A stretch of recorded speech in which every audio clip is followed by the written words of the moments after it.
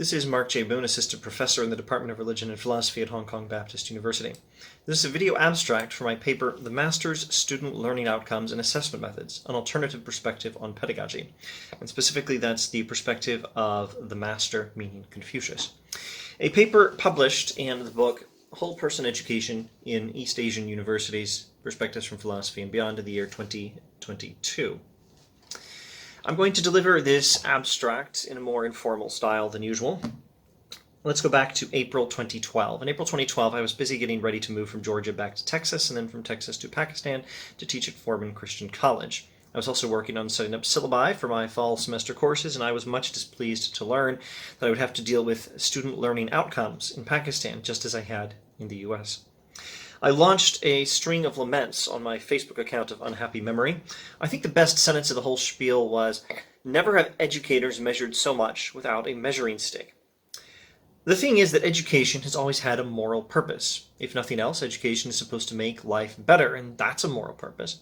But there's so much more. Education isn't just how we pass on rudimentary math skills. It's also how we pass on values and keep a civilization going.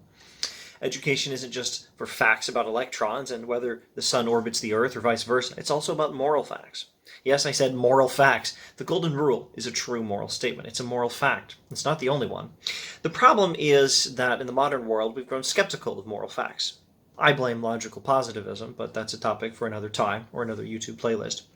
At the same time, a teacher and a teacher's overlords in the administration and the government is more committed than ever to confirm that education is achieving its purpose, and that means that the teacher has to measure the results of education. That's what student learning outcomes and assessment measures are about in education these days. I don't know what noun I should use. The fashion, the procedure is to state the intended outcomes for education, and then the assessment measures that are confirming whether those outcomes have been achieved. And this creates, for teachers, a huge priority of spending a lot of time crafting our assessment measures, crafting our learning outcomes, and connecting them to assessment measures, and in general, measuring the results of education. Results, always results, aimed at making life better, but measured by the people most reluctant to acknowledge any actual facts about the good life. Thus the deep irony of more measuring than ever, but without a measuring stick. In an April 2012 Facebook elaboration, I say, "Never before has the institution of education been so committed to the view that there is no final moral standard by which the success of education is to be measured. Never have educators been subjected to so much measuring of their success at education." Same profound irony there.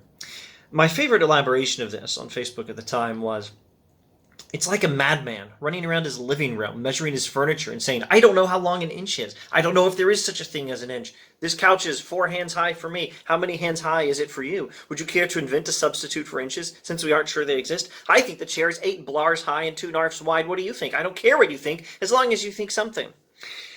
A little bit later, I added this.